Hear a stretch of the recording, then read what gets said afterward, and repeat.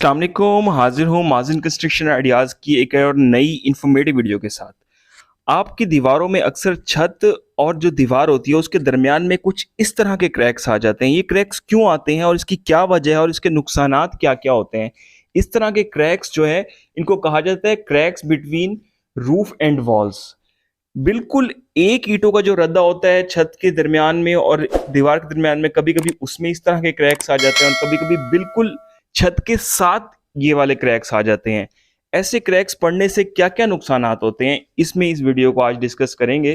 तो आगे बढ़ते हैं। ये आप देख रहे हैं वीडियो में, आपको नज़र आ रहा होगा इस वक़्त तस्वीरों में भी कि ये कुछ इस तरह के क्रैक्स आ रहे हैं। ये क्रैक्स सिर्फ़ और सिर्फ़ इस वजह से आते हैं जब आपका जो लिंटर होता है उस पे आप जब सही तरह से पानी नहीं लगाते, जब लेंटर आप डालते हैं, उसके बाद जब लेंटर खुश्क होता है, जो ईंटों का सबसे ऊपर वाला रद्दा होता है, जो छत के करीब-करीब जो पूरी एक लाइन होती है ईंटों की, वो लेंटर के साथ जाके बिल्कुल बॉन्डिंग उसकी इतनी ज़्यादा स्ट्रॉन्ग हो जाती है कि वो ऊपर की जानिब खिंच जाती है। एक तो ये वजह होती है और दूसरी जो वजह होती है इन क्रैक्स की, वो ये वजह होती है कि आपकी दूसरी मंजिल होती है, अमूमन उस पे ये वाले क्रैक्स आते हैं। हमेशा कभी भी आप नोट करेंगे, क्योंकि हमें एक भाई ने एक तस्वीरें भेजी थी और कुछ वीडियोस भेजी थी और पूछा था क्यों ऐसा हो रहा है।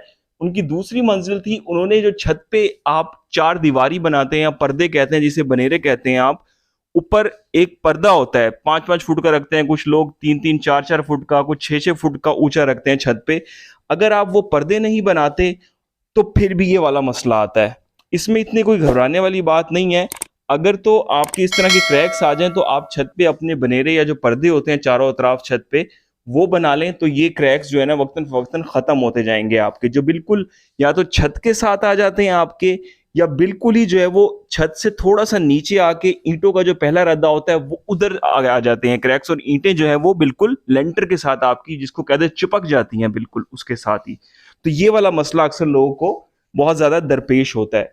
तो इसमें यही कुछ है कि आप जब भी लेंटर डालें तो लेंटर पे अच्छी तरह उसकी तराई लाज़मी करें कुछ दिन तक। अक्सर लोग अब ये करते हैं कि एक दिन बाद ही अगली मंजिल का काम शुरू कर देते हैं, ये बिल्कुल गलत है, ऐसा आपने बिल्कुल भी नहीं करना।